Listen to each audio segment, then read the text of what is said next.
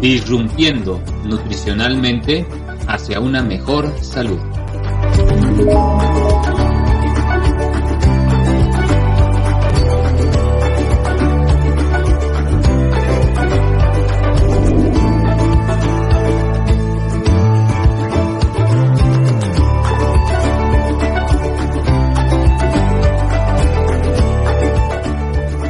Disrumpiendo nutricionalmente hacia una mejor salud.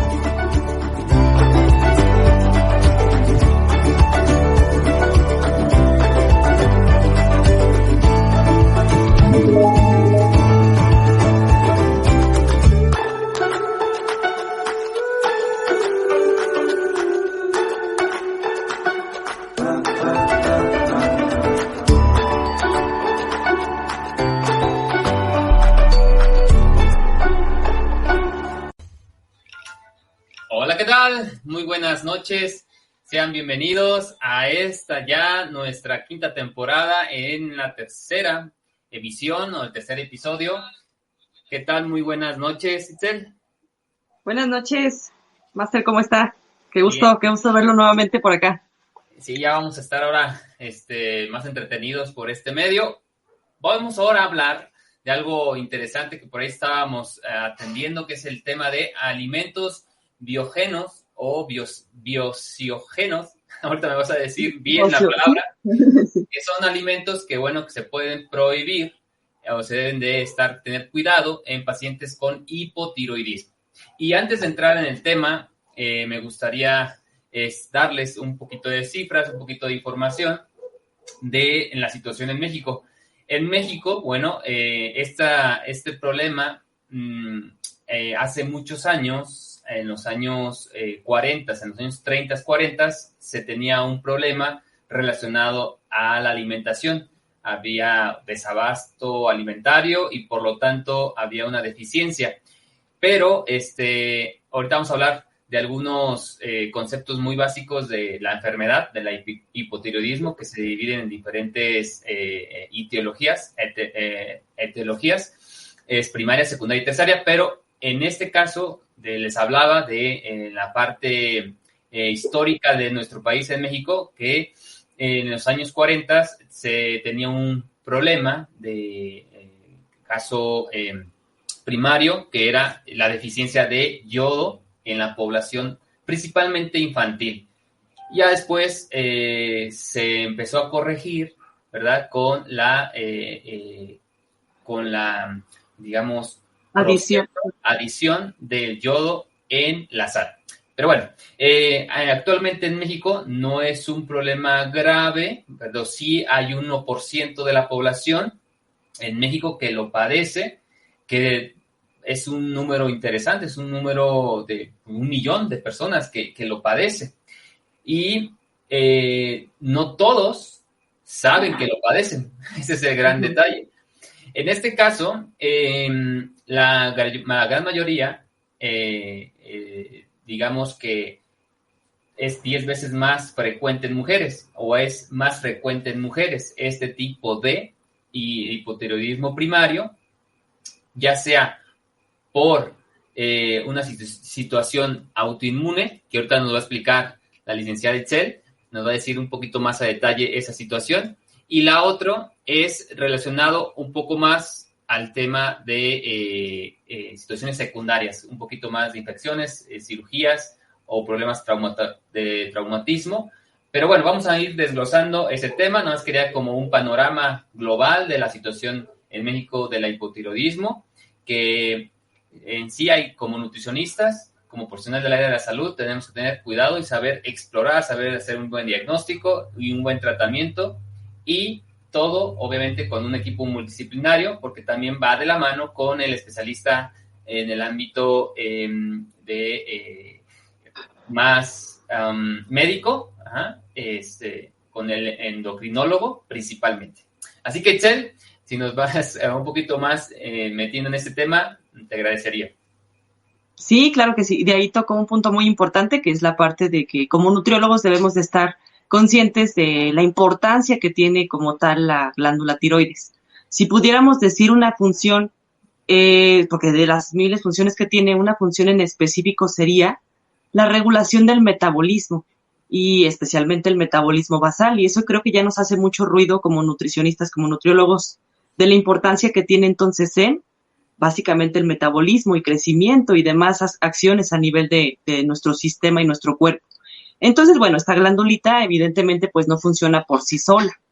Tiene antecesores, que precisamente son otras glándulas que se encuentran más arriba, que son las que van a dar como la señal inicial. Y para esto está el eje hipotálamo, hipófisis, tiroides, que justo ahí es donde va a radicar entonces lo que comentaba usted, licenciado, que es la parte a nivel de la etiología del hipotiroidismo en este caso. Tenemos entonces la primera señal, que es la del hipotálamo, que va a liberar la hormona tirotropina, que es justo la primera señal que va a haber. De ahí se estimula la hipófisis para entonces producir la TSH, que es la hormona estimulante de la tiroides, la cual va a mandar ahora sí directamente la señal a la tiroides para que produzca sus dos hormonas principales, que son la T3 y la T4, especialmente la T4, que es la que tiene función a nivel de diagnóstico.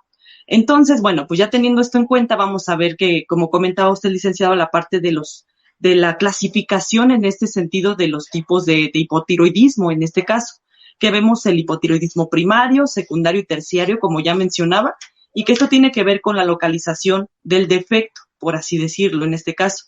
Que bueno, el hipotiroidismo primario tiene que ver con el deterioro a nivel directo en la glándula, como tal en la tiroides. El hipotiroidismo secundario tiene que ver con deterioro a nivel de la hipófisis un poquito más arriba. Y finalmente el hipotiroidismo terciario ahora sí tiene que ver con lo más arriba, que es justamente a nivel hipotalámico. Y pues ya con sus respectivas hormonas que está segregando cada situación. Sí. Me gustaría agregar ahí en la parte etiológica del de la parte primaria, Itzel, que la gran mayoría de los casos son precisamente de la etiología primaria. Es un 95% de ellos y que aquí hay que diferenciar o hay un subdiferenciación o dos causas principales de la primaria. Una que no se da muy seguido, pero puede haber casos, es por el consumo deficiente de yodo, que no quiere decir que en México no exista, pero puede haber la ocasión en que personas no se estén alimentando adecuadamente y estén consumiendo muy bajo yodo. Y la segunda causa principal es, bueno, por cuestiones de sistema inmunológico, que aquí ya es el trastorno o la enfermedad de Hashimoto. Hashimoto, sí. Hashimoto. ¿Ok? Entonces es como quería aclarar ese un poquito más detalle, aunque hay también en se dice que en la parte primaria también hay una situación también de por fármacos, también puede ser causa por fármacos, y la otra es por alguna situación de sistema inmune, pero derivado de una situación traumatológica. O sea, es que hay hubo un golpe, una cirugía, y ese tratamiento o esa situación provocó que tuviera un hipotiroidismo de nivel primario. Eso nada más. Sí, y bueno, de ahí lo que comentaba, que justo la deficiencia de yodo cada vez es menos común, pero pues sí, evidentemente hay zonas que son a lo mejor con menos acceso a este tipo de minerales y que, bueno, van a tener problemitas ahí. Y justo a reserva de eso viene lo de los alimentos bociógenos o bociogénicos, que en un momento más vamos a tocar ese tema, pero antes es importante sentar estas bases como lo que estamos comentando ahora. Y de ahí la parte de uno de los principales motivos causales, en este caso del hipotiroidismo primario, pues es la tiroiditis de Hashimoto. Estas tiroiditis que pueden ser, claro, de tipo autoinmune, por supuesto, de traumatismos, a nivel de infecciones. Incluso se detectó que posterior a lo que respectaba al COVID, un COVID exacerbado. Hubo situaciones en pacientes en las que se estuvo afectando la glándula tiroides y se hizo una tiroiditis, y en este caso, bueno, de Hashimoto. Y esta tiroiditis de Hashimoto casi siempre, y de hecho eventualmente desarrolla hipotiroidismo este tipo primario. Y ahí vamos a ver que en el hipotiroidismo primario, la T4, la hormona T4 que produce la tiroides, va a estar baja a nivel de laboratoriales. Ese es uno de los principales datos. Pero otro de los datos importantes es que la TSH va a estar elevada. ¿Por qué? Porque pues, naturalmente la hipófisis intenta compensar y se piensa el organismo en sí que nos está produciendo suficiente T4. Entonces manda señal para que se produzca. Lamentablemente donde está el defecto, pues es a nivel de la glándula, por lo que no se va a estar produciendo, así se produzca desde arriba demasiado estímulo. Entonces, en ese caso, pues sí es importante considerar esos factores causales para posteriormente tratarlos. Y de ahí, pues ya entrando en materia, a la parte de los alimentos bociogénicos o bociógenos, dependiendo de la bibliografía que se encuentre. Aquí, antes de comenzar con esto, sí quiero aclarar varios puntos importantes, porque se puede como malinterpretar en el sentido a cualquier otra población en sí. Este tipo de indicaciones pues son muy precisas, ¿no? Para pacientes que tienen alguna condición en esencia, en este caso el hipotiroidismo. Existen especialmente en los vegetales, que son pues organismos hasta cierto punto que tienen mecanismos para vivir en ese sentido, ¿no? Células vivas en general. Y claro, como todos tenemos mecanismos de defensas. En este caso los vegetales en sí también tienen ciertos mecanismos de defensa ante los depredadores, que somos nosotros y algunos otros animales, ¿no? En este caso. Entonces, a estos mecanismos de defensa se les llama como metabolitos secundarios. Son metabolitos que producen los vegetales para defenderse a la hora de que lo están cortando, de que se lo están comiendo, etc. Y justamente estos metabolitos secundarios pueden llegar a tener efectos hasta cierto punto, pues secundarios o negativos a nivel o en algún aspecto anatómico, funcional, etcétera.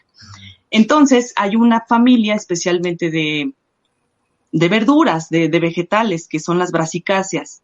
En el caso del hipotiroidismo, pues bueno, las brasicáceas les comento que es este umbral de verduras, por ejemplo, el brócoli, el coliflor, el repollo, coles de Bruselas, berenjena, rábanos, todo eso que huele, sabe parecido, bueno, pues pertenece a las brasicáceas, ¿no? Entonces, este tipo de vegetales produce o tiene en su estructura de sus células, que son justamente en el citoplasma, tiene algo que se llama glucosinolatos. Estos glucosinolatos, al entrar o al estar agredidos, en este caso que nosotros cortamos, quiero hacer un ejemplo del brócoli. Si nosotros tenemos el brócoli crudo y lo cortamos con un cuchillo, ya estamos haciendo una acción mecánica en la cual esta estructura de los glucosinolatos se rompe. Y al romperse, esta estructura produce algunas sustancias que entonces desempeñan algunos aspectos antagónicos del yodo, ¿sí? Que en este caso se les llama, es una enzima que se llama mirosinasa, la que se desprende al hacer el corte, por así decirlo, y esta va a producir otras sustancias a su vez, que son como el mecanismo de defensa ya tal cual, que es lo que va a producir algo que es la captación del yodo. Es decir, va a llegar estas sustancias, se van a agarrar al yodo circulante que va directo a la tiroides, pero no va a dejar que pase a la tiroides, sino se va a pegar al yodo y no va a dejar que haya absorción ni síntesis en sí a nivel de la tiroides. Estas sustancias, que son los antagonistas, voy a pronunciar los nombres, espero no estarlos diciendo mal, pero ya ahí me escriben si los pronuncié mal, porque son nombres químicos hasta cierto punto. Es oxalidin 2-tionas, ese es uno de ellos. Tiocianatos son otros productos que se provienen de esta situación. Y los isotiocianatos, que también son otras sustancias antagónicas propiamente del yodo, que son producidas con la parte mecánica al ejercer a este tipo de vegetales. Pero aquí viene algo muy interesante, que este tipo de sustancias, bueno, ahí sigo con el ejemplo del brócoli. Cortamos el brócoli, se produjeron estas sustancias, pero es evidente que no vamos a comernos el brócoli crudo. Entonces lo llevamos a cocción y en la cocción estas sustancias se inhiben y hasta ahí pensaríamos que todo está bien, que no se van a estar absorbiendo ni nada. Pero resulta que al nosotros consumir estos alimentos ya cocinados, llega a nivel intestinal y la microbiota intestinal se encarga de volver a activar este tipo de sustancias antagonistas del yodo. O sea, es como la materia no se crea ni se destruye, solo se transforma, y eso pasa exactamente en nuestro cuerpo. Entonces, en ese punto, pues la microbiota nos hace un favor ahí de volver a activar este tipo de sustancias, y por tanto, bueno, en el paciente con hipotiroidismo, pues no va a estar siendo una buena absorción de yodo. Y este es el segundo punto que quiero aclarar. No quiere decir que estos vegetales sean satanizados al 100%, que si yo, que no tengo hipotiroidismo, digo, no voy a volver a comer de los grupos de las brasicáceas porque me van a inhibir la absorción del yodo y me va a causar problemas en la tiroides. Para nada. Sin embargo, bueno, en los pacientes que ya tienen un problema a nivel tiroideo, están vulnerables en ese sentido y no podemos como atiborrar los demás problemas en ese caso. Entonces, lo que debemos dejar es que esté básicamente libre la absorción de yodo para que tenga todavía un poquito más de beneficio. Pero en un paciente sin ninguna situación de salud, pues obviamente que no va a generar ningún impacto, porque diariamente estamos consumiendo yodo, como lo comentaba usted, licenciado, a nivel de la sal. Claro, tampoco depende, esto se puede malinterpretar, porque si decimos que la sal le vamos a estar echando demasiada, y no se trata de eso, sino que consumir lo necesario, preferir la sal yodada en vez de la sal de grano, porque ahí hay garantía de que ya está el yodo en ese caso. Y bueno, es al punto que queremos llegar, que este tipo de brasicáceas que ya les comenté, pues naturalmente son bociogénicas, generan un impacto a nivel de la función tiroidea, por lo que en el paciente con hipotiroidismo todavía no podemos generar como pues este tipo de indicaciones para que no esté generando pues impacto ahí y que deje libremente al yodo su absorción. Sí, sobre todo, Itzel, que aquellos pacientes, aquellas personas que, voy a decir algunos síntomas, pero siempre la clínica, siempre el diagnóstico nos va a dar la certeza de que es un caso de hipotiroidismo, porque se puede confundir, y que ya lo mencionabas, la T4 está baja, pero la T3 está elevada. Entonces, ahí tendríamos que tener, pues en este caso, la clínica, las laboratoriales, con mucho cuidado, pero voy a mencionar un poco la parte de síntomas, signos y síntomas de un paciente con hipotiroidismo, y básicamente es, bueno, desde que nace voy a decir un poquito, y ya después en la parte adulta, pero desde que nace, si ya es congénita, es que es un peso mayor de 4 kilos, tendríamos que estar pensando si hay algo interesante que hay que analizar con este bebé. Tiene problemas de alimentación, tiene llenado se ha caracterizado por una hernia umbilical, estreñimiento y defectos en el cierre de las fontanelas. Se ha visto que han sido también relacionados con la hipotiroidismo en la parte infantil. Y también otra de las causas a nivel ya cuando crece este bebé es que hay un retraso mental, talla baja, peso o talla baja, con la parte de la densidad ósea disminuida y un abdomen prominente.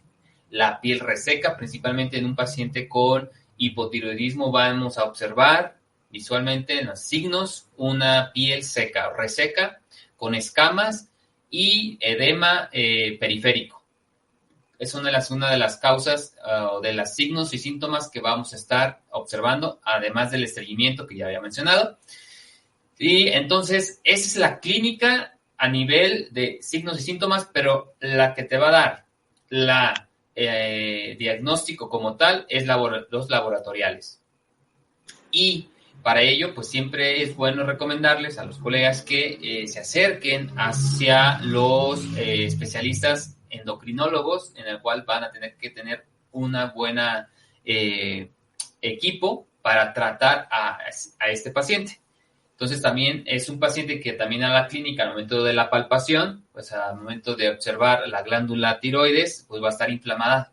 Pero no en todos los casos, no en todos los casos. Por eso la clínica a nivel de signos y síntomas te da las ciertas, por ahí, alertas, pero lo que te va a dar es los laboratoriales. Y así que en los alimentos bociogénicos, espero haberlo dicho ahora sí bien, ellos son alimentos que nos van a pues provocar, ¿no?, que se incremente esta inflamación a nivel de tiroides. Sí, donde es bueno estar, si nos vamos a dedicar a atender a pacientes con hipotiroidismo, pues sí tener estos alimentos bien identificados y saber cómo podemos aprovecharlo de la manera de diferentes tipos de cocción, porque en algunos, como acabas de mencionar, Itzel, alimentos al momento de ciertos procesos puedes inhibir, pero hay que ver a nivel gastrointestinal, a nivel de los procesos de absorción, si se reactiva por cuestiones ya de metabólicas, las bacterias pues reactivan este proceso. Entonces, todo eso hay que orientar al paciente, hay que darle información donde tampoco no tenga miedo en probar ciertos alimentos y pues, ¿no?, provoquemos un problema ahí, ¿no?, de prohibir, ¿no?, en vez de educar. Y entonces hay alimentos que sí son permisibles, que se pueden consumir, que son los huevos, el arroz, el maíz, las lentejas y los plátanos. Son algunos de los alimentos que no hay, digamos, problemas a nivel de sistema inmune. Entonces, pues, ¿cómo ves, Itzel? Sí, bueno, es que al final no hay ninguna como dieta en específico que sea para hipotiroidismo, hipertiroidismo o para alguna situación tiroidea. Hay que ver las secuelas que deja la enfermedad en sí, o sea, como todos estos estragos que tiene la enfermedad consigo para sí mismo tratar cada una de las situaciones, que de hecho esa es la indicación. De hecho, pues este tipo de vegetales que ya les comentábamos, en sí tienen muchísimas otras propiedades, a reserva, bueno, nada más de que suelen desprender algunos metabolitos, pero no por eso los vamos a satanizar para nada, incluso en estos pacientes hay que ver definitivamente cómo se encuentra actualmente para sí mismo dar indicaciones. Es como un paciente con diabetes en el que pues se refiere el uso de carbohidratos más mesurado, pero pues hay que ver cómo está el tipo de carbohidrato, etcétera. No, ese es otro rollo, pero al final es una analogía para llegar a este punto. Y la otra parte que quería comentar es que sí, evidentemente el hipotiroidismo en algún punto llega a ser asintomático y puede llegar a ser sintomático en algún momento. Puede estar o no con bocio, dependiendo del tipo de tiroiditis y de qué tan grave está. Y pues sí, al final este tipo de alimentos bociogénicos o bociógenos van a estar capturando el yodo, por lo que pues esta síntesis de T3, T4, especialmente T4, va a estar inhibida. Pero al final la dieta del paciente con hipotiroidismo debe ser lo más variada posible. Entre más variada esté su dieta es mucho mejor. Una dieta variada, suficiente, completa, como las leyes de la alimentación, por supuesto, tenemos que estarla indicando, pero una prioridad aquí es más que hacer un déficit calórico, porque fíjense que estos pacientes estábamos revisando que generalmente en calorimetría indirecta presentan un gasto energético en reposo disminuido. O sea que, por ejemplo, si el paciente llega a tener un gasto energético en reposo de 800 calorías, por ejemplo, y nosotros en el cálculo obtenemos 1200 ya con déficit a nivel teórico y demás, déficit calórico, y le estamos dando ese aporte cuando él solamente está requiriendo 800 calorías, pues naturalmente no va a tener una pérdida de peso como esperamos. Y ahí entonces la decisión no sería llegar a esas 800 calorías, para nada, porque podemos comprometer algunas otras cuestiones metabólicas y de nutrición. La intención ahí sería acelerar o estar como favoreciendo el gasto energético a partir de actividad. ¿Y cómo se logra esto? Pacientes con hipotiroidismo suelen tener un porcentaje de grasa mucho más elevado por sobre la masa muscular.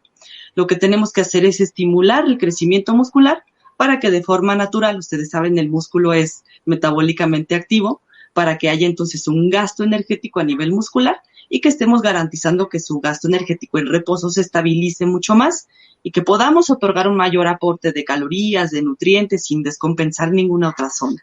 Entonces, pues es eso, atender los estragos del hipotiroidismo, no olvidarnos del corazón, porque el corazón es uno de los más fregados en este caso y en cualquier otra enfermedad a nivel crónica, el corazón es el que más olvidamos y el más empeorado en este tipo de cosas, al igual que el riñón. Entonces, no hay que dejarlo a un lado, eso es lo que quería compartirles. Sí, como ya le hemos dicho, a nivel ya de tratamiento multidisciplinario, pues si el nutriólogo no está especializado, no tiene una adiestramiento para la actividad física en estos pacientes, pues bueno, ahí sí hay que tener en cuenta pues el entrenador que va a llevar de la mano. Es parte fundamental pues el ejercicio para casi la mayoría de todos los tratamientos, una actividad física moderada, una actividad física adecuada a la persona. Entonces, pues bueno, han sido una de las recomendaciones que se han mencionado y hemos pues mencionado parte de esta situación del hipotiroidismo aquí en México y parte de la situación que prevalece, que a pesar que no es no es nuestro mayor número de pacientes, pero era un tema que pues necesario para que en el caso de que algún momento tengas esa situación con un paciente, bueno, puedas también tener más herramientas y poder atender adecuadamente a tu paciente. Así que, colegas, todos aquellos que deseen pues anunciar su información relacionada a su consultorio, a su proyecto, a su producto, etcétera, bueno, mándenos un video de 1 minuto, acuérdense, 1 minutito explicando ese producto, ese servicio, ese proyecto, y aquí lo vamos a anunciar al final para que pues se vaya dando, ¿no? Lo vayan conociendo a nivel nacional e internacional, ¿por qué no? Así que nos despedimos en esta tercera edición, mejor dicho, tercer episodio de la 5ª temporada. Hasta la próxima, chicos. Buenas noches. Adiós. Hasta luego, buenas noches. Bye. Gracias. Hola, ¿cómo están? Soy Antonio Díaz, fundador de Emprende Healthy y de Nutricionistas Emprendedores, y también soy autor de los libros Sea un nutricionista de valor y Entrepreneur. Y por cierto, quiero recomendarte estas 2 lecturas, esta Biblia de la nutrición, porque en ella vas a encontrar el paso a paso para que tú puedas descubrir qué es primeramente la problemática en nutrición, en salud que vas a resolver y cómo puedes envolverla y empaquetarla de una manera bastante atractiva y relevante para tus clientes o pacientes, ¿sí? Y que puedan comprártelo. Es indispensable que puedas tener las bases y el conocimiento para llevar eso que tú sabes a muchas personas, pero no solamente local o nacionalmente, sino de manera internacional, de manera global. Entonces, no te puedes perder estas 2 lecturas, Sea nutricionista de valor y Entrepreneur. Y por otro lado, también tenemos un programa de formación especializada para nutriólogos y profesionales de la salud llamado Mentoring eHealth. En este programa, en este entrenamiento que dura 1 año, vas a tener desde las bases, la idea, las herramientas, el acompañamiento, ¿sí? Y el seguimiento para poder monetizar todo lo que tú sabes y por supuesto tener una infraestructura digital y si tú lo quieres también presencial. Entonces no te pierdas mis libros y la formación especializada del programa de mentoring, porque va a revolucionar completamente la manera en cómo ejerces tu profesión, y agradecer muchísimo el espacio a Socinum y a todo el equipo.